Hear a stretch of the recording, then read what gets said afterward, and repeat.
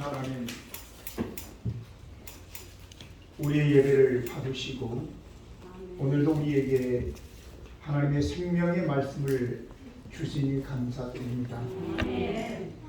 하나님 앞에 겸손히 주의 말씀을 경청하게 해주시고 이 말씀이 우리에게 생명이 되고 능력이 되고 지혜가 되며 그에게 촉구의 말씀이 되어 돌이키게 하여 주옵소서. 우리 성도들 한 주, 한 달, 한 해가 가면 갈수록 믿음이 깊어지고 강하게 하여 주시어 하나님의 사람으로 준비되어져 가게 하여 주옵소서. 오늘도 주의 성령께서 온전히 하나님의 말씀이 우리의 능력과 영성이 되게 하여 주시옵소서.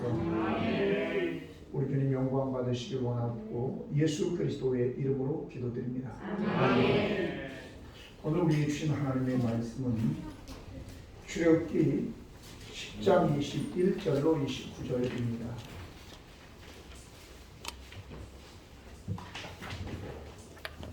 (10장 21절로 29절) 한 절씩 교독하십니다. 여호와께서 모세에게 이르시되 하늘을 향하여 내 손을 내밀어 애굽 땅 위에 흑암이 있게 하라. 곧 더듬을 만한 흑암이리라.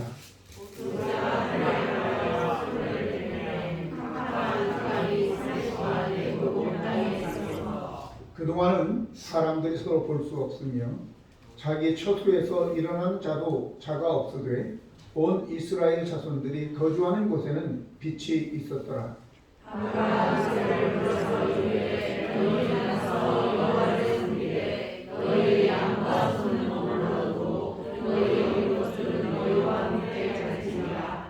모세가 이르되 왕이라도 우리 하나님 여호와께 드릴 제사와 번제물을 우리에게 주어야 하겠고 우리의 가축도 우리와 함께 가고 하나의 원함을 수 없으니 이는 우리가 그 중에서 가져다가 우리 하나님 여호와를 섬길 것이며 또 우리가 거기에 이르기까지는 어떤 것으로 여호와를 섬길지 알지 못하니이다. 여호와께서 바로의 마음을 완악하게 하셨으므로 그들 보내기를 기뻐하지 아니하고 바로가 모세에게 이르되 너는 나를 떠나고 스스로 산다. 다시 내 얼굴을 보지 마라. 내가 내 얼굴을 보는 날에는 죽으리라. 같이 읽습니다. 모세가 이르되 당신이 말씀하신 대로 내가 다시는 당신의 얼굴을 보지 아니하리이다. 아멘. 재앙이라는 말 자체가 풍기는 이미지가 그다지 좋지 않죠. 그런데 왜 하나님은 재앙의 주체가 되시는 것일까요? 계시록에는 인을 떼실 때, 나팔을 불 때, 그리고 대접을 쏟을 때 모두 재앙이 임하였습니다. 이는 모두 여호와 하나님께서 역사하신 것입니다. 재앙은 마게파라고 하는 말로 역병이나 패배, 살육, 그리고 내가라는 말로 타격, 치기, 상해, 저주, 질병, 고통 등으로 사용되었습니다. 이것은 하나님께서 하나님을 대적하고 불순종하는 마귀나 인간들에 대한 징계나 형벌의 수단으로서 사용하신 것입니다. 오늘 나눌 재앙은 9번째 흑암의 재앙입니다. 흑암의 재앙은 바로 태양신, 라라고 하는 태양신에 대한 심판입니다. 캄캄함이라는 것은 참 힘든 조건이지요. 일을 할 수도 없고 또 여러 가지 제약을 받게 됩니다. 30년이 지난 지금도 기억하는 선교지에 있었을 때에 태풍이 얼마나 셌는지 지금도 이름도 안 잊어버렸어요. 태풍 시상이라고 하는 건데 슈퍼 태풍이라고 불렀습니다. 태풍이 불어서 위에 있는 지붕에 양철들이 날아다니고 그리고 전봇대가 다 쓰러졌습니다. 그래서 전기도 수개월 동안 없었고 우리처럼 수돗물을 시골이라서 수돗물이 아니라 펌프로 하기 때문에 전기로 펌프를 끌어올려야 되는데 전기가 없으니 물도 나오지 않았어요. 그래서 좀 걸어서 양동이를 가지고 가서 물을 기르다가 매일 샤워를 해야 되는데 샤워해야 되죠. 또 생활해야 되는데 어려움이 이만저만이 아니었습니다. 흑암이라고 하는 것은 단지 보이지 않는 것만 아니라 생활에 많은 제약을 가져오게 되는 것이죠. 그런데 3일 동안 보이지도 않고 서로 볼 수도 없었고 그리고 자리에서 일어나는 자도 없었다라고 얘기하고 있는 것입니다. 오늘 먼저 재앙의 주체가 여호와라고 하는 것을 나누겠는데 21절 보면 여호와께서 모세에게 이르시되 하늘을 향하여 내 손을 내밀어 애굽 땅 위에 흑암이 있게 하라 곧 더듬을 만한 흑암이리라 라고 얘기하고 있습니다. 여호와께서 모세로 하여금 애굽 땅에 흑암을 내리도록 했다라고 얘기하고 있습니다. 하지만 우리가 분명히 기억해야 될 것이 있습니다. 그럼 여호와 하나님은 재앙을 내린 분인가? 아니요. 사실은 예레미야 29장 11절 보면 나 여호와가 말하노라 너희를 향한 나의 생각을 내가 아나니 재앙이 아니라 곧 평안이고 너희의 장래에 소망을 주려는 생각이다 그랬어요. 그러니까 우리 하나님은 재앙을 주시려고 하는 것이 아니라 사실 재앙이라고 하는 것은 하나님의 최후의 수단이라는 걸 알아야 돼요. 이 재앙은 더 큰 멸망을 막기 위한 것이란 말이죠. 왜 제가 말씀드렸잖아요. 열이 나는 것은 또 배가 아픈 것은 문제를 해결하라고 하는 사인이지 배가 아파서 열이 지금 나서 조치를 안 하면 죽지만 빨리 가서 조치를 하게 되면 사는 거예요. 빨리 조치하라고 하는 하나님의 경고, 하나님의 사랑의 음성이라는 것을 여러분들이 기억하시기 바랍니다. 그래서 재앙의 주체이시지만 이 재앙이 나쁜 것만은 아니라는 걸 아셔야 돼요. 이 재앙에 우리가 대처하지 않으면 멸망이지만 재앙에 빨리 대처를 해야 하는 것입니다. 우리 하나님은 흥망성쇠 생사화복의 주체이시라는 사실을 우리는 알아야 되는데 사무엘상 2장 6절로 8절 보면 여호와는 죽이시기도 하시고 살리시기도 하시며 수월에 내리게 하시고 거기에서 올리기도 하시도다. 여호와는 가난하기도 하시고 부하기도 하시며 낮추기도 하시고 높이기도 하시는도다. 가난한 자를 진토에서 일으키시며 빈궁한 자를 거름더미에서 올리사 귀족들과 함께 앉게 하시며 영광의 자리를 차지하게 하시는도다. 땅의 기둥들은 여호와의 것이라 여호와께서 세계를 그것들 위에 세우셨도다 라고 말씀하고 계십니다. 신명기 28장에 보면 68절까지 있어요. 상당히 길어요. 그런데 1절로 14절까지는 너희가 하나님의 말씀에 순종하면 복을 받는다. 나가도 들어가도 떡반죽 그릇도 너희 집의 모든 것들이 다 복을 받는다 라고 얘기했는데 15절부터 68절까지 무려 3.7배가 되는 더 긴 내용은 다 너희가 불순종하면 저주받는다 라는 내용이 쓰여 있는 거예요. 사실 여기에 목회자가 설교하면서 저주 설교하는 걸 누가 좋아하겠어요? 근데 성경이 그렇게 기록하고 있단 말입니다. 3분의 1이 축복에 대한 거고 나머지가 바로 저주에 관한 것이란 말이죠. 그건 사실 저주가 이렇게 무서운 것이니 너희들 조심하고 저주받지 않도록 해라 라고 하는 하나님의 사랑인 줄로 믿습니다. 하나님을 알지 못하는 저들에게 하나님을 알도록 경고를 계속했음에도 불구하고 무시하게 되면 엘리 제사장의 두 아들 홈리와 비누아스처럼 결국은 저들이 죽음을 당하게 되는 것입니다. 두 번째는 재앙의 전달자입니다. 오늘 21절에 모세가 하늘을 향하여 손을 내밀어 캄캄한 흑암이 3일 동안 애굽 온 땅에 있어서 라고 얘기하고 있습니다. 아모스 3장 7절에 보면 주 여호와께서는 자기의 비밀을 그 종 선지자들에게 보이지 아니하시고는 결코 행하심이 없으시리라 이렇게 말씀하고 있어요. 그러니까 하나님이 어떤 재앙을, 징계를, 형벌을 내리실 때는 분명히 선지자들을 통해서 미리 알려주신다는 거죠. 그건 무엇이겠어요? 빨리 돌이켜서 이 재앙이, 이 저주가, 이 형벌이, 이 심판이 너에게 임하지 않도록 빨리 돌아와라라고 하는 거잖아요. 하나님의 사랑이시잖아요. 목회자들이 사실 강단에서 심판과 저주 회개하라고 외치는 거 별로 기분 좋은 거 아니에요. 그런데 선지자들 치고 그런 심판을 경고하지 않은 선지자가 있나요?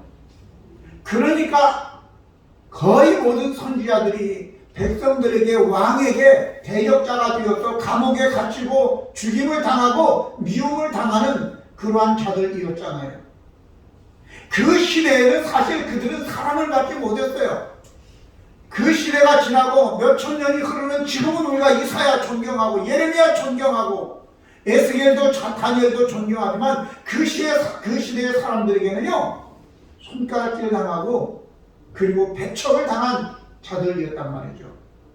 반면에 오히려 왕한테 아부를 하고 평안하다 평안하다 평안하다 형통을 외쳤던 사람들, 그 당시에 인기가 좋고 사람들에게 왕에게 인정받고 왕이 주는 것 마음껏 누리고 편안하게 삶을 살았지만 그들은 결국 지금 우리가 뭐라고 얘기가 거짓 선지자다, 가짜다 이렇게 얘기하는 거예요.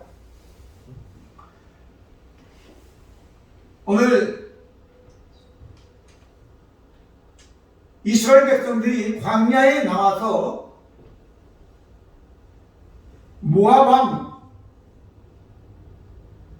모압왕이 이제 발락이라고 하는 모압왕이 발람이라고 하는 선지자에게 야 좀 이스라엘 백성들 좀 저주해라 이렇게 했는데 저주가 안 나오는 거예요. 근데 이 발람 선지자가 모압왕 발락이 자기에게 주는 조건이 금은과 높은 자리가 너무 탐내가지고 하나님 하지 말라는데도 어떻게든지 이걸 갖다가 미련을 버리지 못했기 때문에 결국은 이스라엘 백성들이 바알 부올이라고 하는 곳에서 모압 여인들이 바알 신에게 제사하는데 거기에 가게 하고 거기서 음행하게 하는 거예요. 그래서 연명으로 24,000명이 죽습니다. 근데 그때 아론의 손자 비누아스가 음행 현장을 목도하고 시므리라고 하는 유다 지도자 중에 한 사람과 그리고 고스비라고 하는 여인을 창으로 그냥 같이 찔러 죽이는 겁니다. 그들 두 사람에게는 이 비누아스의 행동이 재앙이죠. 하지만 그 일로 인하여 하나님께서 너가 내 분노를 저들에게 쏟았으니 내가 이 재앙을 그치리라 그래서 이스라엘 백성에게 내는 그 연병이 그쳤음을 알 수 있는 것입니다. 오늘 저와 여러분 누구나 이 재앙을 전달하기가 쉽지 않지요. 하지만 누군가는 이 재앙을 전달해야 될 줄로 믿습니다.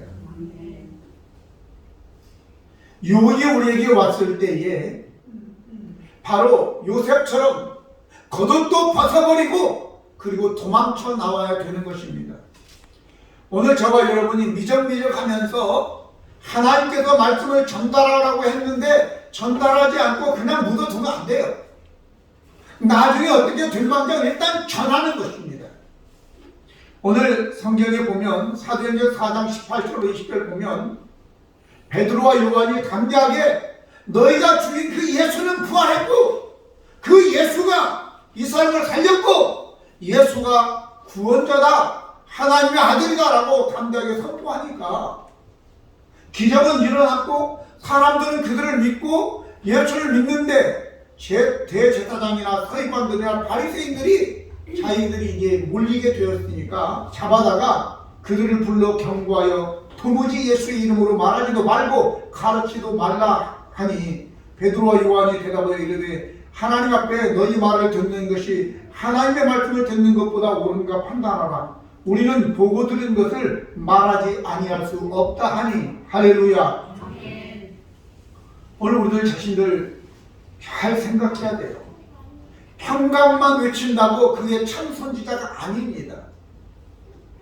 예레미야 28장 9절에 보면 평화를 예언하는 선지자는 그 예언자의 말이 응한 후에야 그가 진실로 여호와께서 보내신 선지자로 인정받게 되리라 그랬습니다. 거짓으로 평안하다, 잘 될 것이다, 형통한다 라고 했는데 그 일이 이루어지지 않는 건 거짓 선지자라는 말이죠.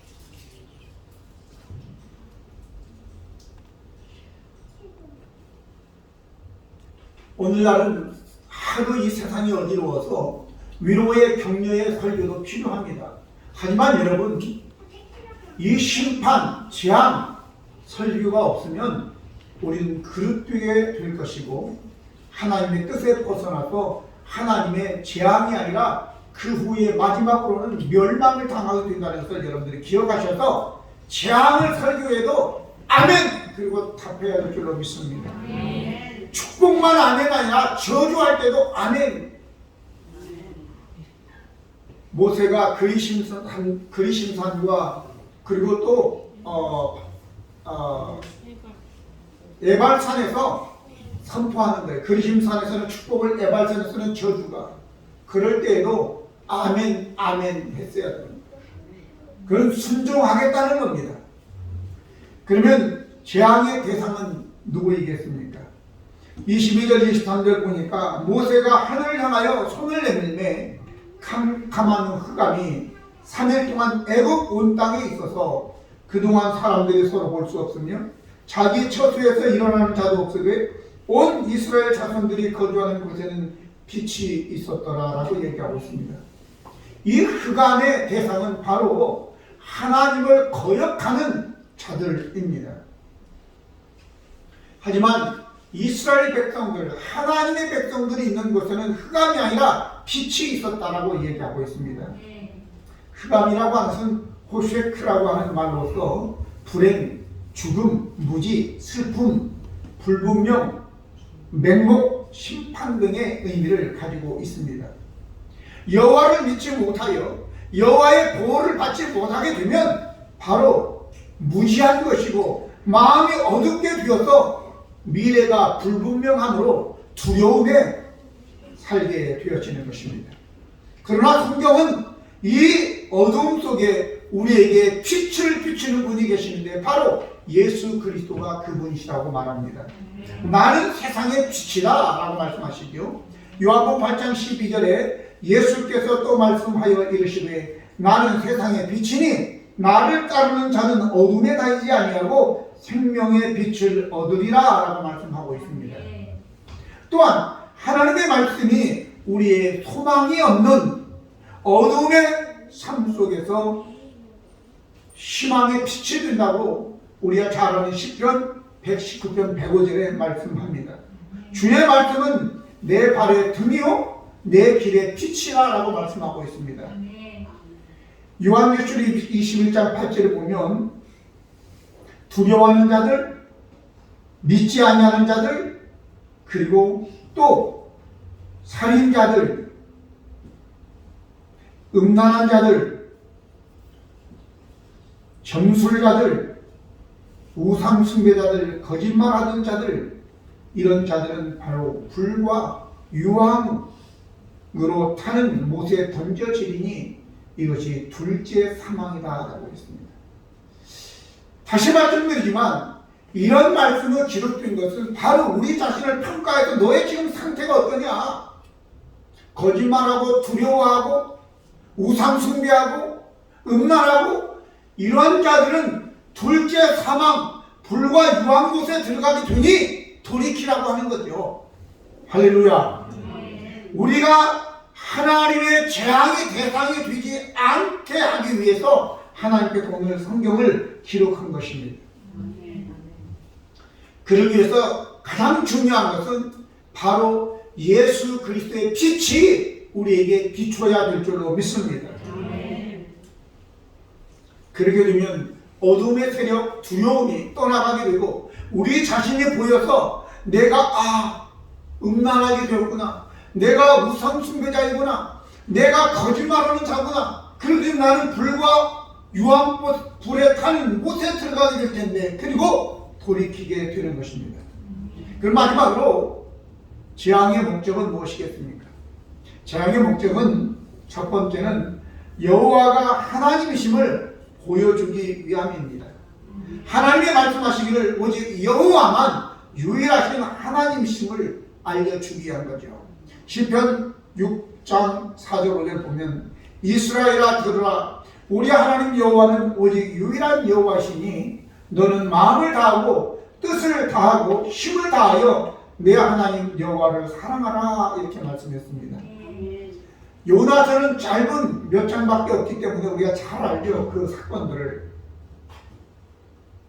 그런데 이 요나가 하나님의 뜻을 거스리고 니느웨로 가서 회개를 선포하라고 그랬는데, 니느웨는 아수르의 수도 적국이라서 싫어서 다시스로 도망가다가 배를 타고 그리고 가다가 배가 큰 풍랑에 만났습니다. 풍랑을 만나서 선장을 비롯하여 거기에 있는 장사하는 사람들, 모든 사람들이 다 각기 자기 하나님께 기도하는데, 선장이 보니까 배 밑층에 한 사람이 잠을 자고 있는 거예요. 너는 누군데 여기서 잠을 자고 있느냐, 너도 네 하나님께 기도해라 라고 얘기했는데, 그 요나가 나는 히브리 사람이고 여호와 하나님, 바로 하늘과 땅을 창조하신 분이시며 또 이 풍랑을 다스리시는 그 여호와 하나님을 섬기는 선지자인데, 내가 하나님의 뜻을 거스리고 도망가다가 지금 이 풍랑이 나 때문에 생겼습니다 라고 얘기하는 거예요. 그러니까 이 풍랑에서 당신들이 구원을 얻으려면 나를 저 바다에 던져 넣으시오 라고 얘기했어요. 그 말을 들은 이 선장과 배에 있는 사람들이 두려웠어요. 그래서 요나서 1장 14절 16절 보면 무리가 여호와께 부르짖어 이르되 여호와여 구하고 구하오니 이 사람의 생명 때문에 우리를 멸망시키지 마옵소서. 무죄한 피를 우리에게 돌리지 마옵소서. 주 여호와께서는 주의 뜻대로 행하시니이다 하고 요나를 들어 바다에 던짐에 바다가 뛰노는 것이 곧 그친지라. 그 사람들이 여호와를 크게 두려워하여 여호와께 제물을 드리고 서원을 하였더라 그랬어요. 이 이방인들이 각자 다른 신을 믿는 사람들이 여호와여 라고 여호와를 부르면서 여호와를 두려워하고 그리고 여호와께 제물을 돌렸대요. 아멘. 오늘 우리가 잘 생각해야 돼요. 여호와 하나님께서 이러한 풍랑을 재앙을 내리는 것은 여호와 하나님 당신을 알려주기 위한 거예요. 근데 여기 이 사람들이 여호와여 하고 여호와 하나님을 부르고 여호와를 인정하고 여호와께 제물을 드리니까 풍랑이 어떻다고요? 그쳤다고요. 할렐루야. 그렇습니다. 하나님께서 재앙을 내리시는 것은 나 인정해라 라고 하는 거거든요. 이 흑암의 재앙도 나라고 하는 태양신을 섬기는 그들에게 이 태양은 아무것도 아니야, 내가 흑암을 가져오면 이 태양은 없어져, 그러면서 보여주신 거란 말이죠.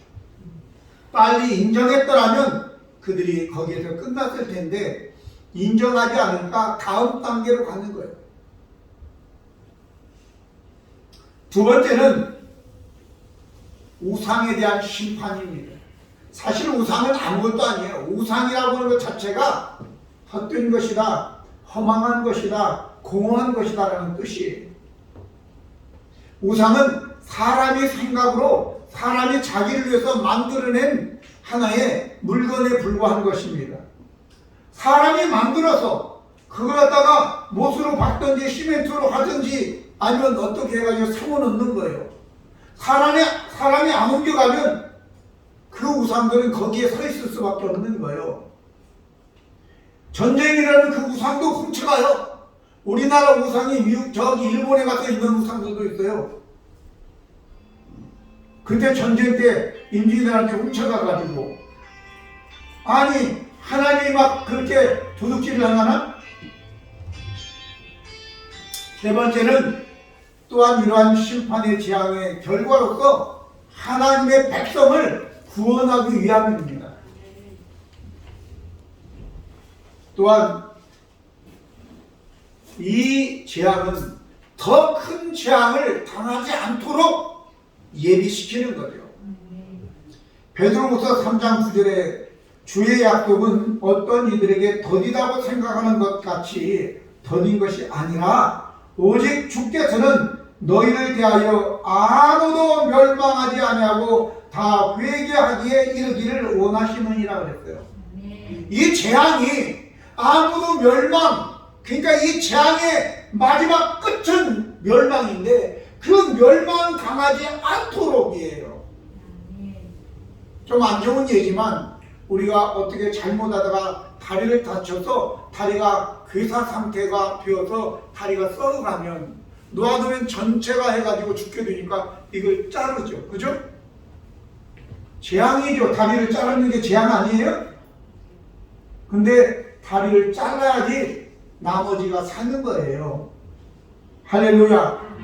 자르는 일까지도 있지 않기를 바라지만 여러분, 재앙은 우리가 하나님의 인내함으로 너희를 멸망하지 않기 위한 내 사랑이라고 하는 것을 여러분들 기억하시기 바랍니다. 마지막으로 가장 중요한 것은 하나님을 예배하는 예배자가 되도록 하기 위한 거예요. 아까 여기에 나오는 요나서에도 예를 들었지만 결국은 이 재앙이 바로가 이스라엘 백성들을 보내어 예배 드리도록 해야 될 텐데 안 보내니까. 왜? 돈 때문에 그런 거예요. 아까워서. 여러분, 우리가 그런 경우 얼마나 많은지 아세요? 돈 때문에 주일날 예배도 못 드리고, 돈 때문에, 결국은 돈 때문에 그런 거예요. 여러분, 예배 드리지 않으면 다 사라진다는 것을 기억하시기 바랍니다. 이런저런 거 아니에요. 결국은 하나님께서 우리에게 재앙을 내리시는 이유가 너가 참된 예배자가 되게 하기 위해서 하나님께서 재앙을 내리시는 거예요. 그러니까 우리가 하나님께 참된 예배자가 되면 다른 것을 그냥 다 주시는 거예요. 보너스로. 할렐루야. 오늘 이 재앙은 우연히 온 것이 아니라 하나님의 재앙의 주체이시다. 하지만 이 재앙은 끝이 아니라 하나님의 최후의 수단이신데 여기에서 우리가 말씀을 순종하지 않고 회개하고 돌이키지 않으면 결국 멸망까지 온다는 것을 여러분들 기억하시고, 어떤 재앙이 임할 때 속히 돌이키셔서 하나님의 마지막 재앙이 임하지 않고 여러분들이 하나님의 오히려 복을 받는 저와 여러분 되기를 예수님의 이름으로 축복합니다. 기도하시겠습니다. 재앙의 주체가 되신 여호와 하나님 아버지, 사실 하나님은 우리를 재앙을 주시는 것이 아니라 평안과 미래가 있는 소망을 주시려 함이 하나님의 뜻이라고 말씀하셨습니다. 우리에게 이러한 징계를 하시는 것은 속히 돌이켜 멸망당하지 않기 위한 하나님의 사랑의 신실함 때문이라는 것을 오늘 말씀을 통해서 들었습니다. 우리 아버지 거짓 피우지 않도록 도와주시고, 아버지 하나님 속히 회개하고 돌이켜 하나님의 복을 받는 우리 성도들 다 되게 도와주시옵소서. 특별히 아버지 기도합니다. 이성은 입사 아버지 하나님 수술하였다고 들었습니다. 우리 하나님께서 만져주시고 아버지 속히 회복되어져서 주님께 온전한 예배자 되게 도와주옵소서. 우리 성도들 모두가 다 하나님께 이 우리의 지금 삶에 하나님의 징계를 받고 있다면 돌이켜 회개하고 하나님께 온전한 예배자가 되어 하나님의 기쁨 되게 하여 주시옵소서. 우리 구주 예수 그리스도의 이름으로 기도드립니다. 아멘.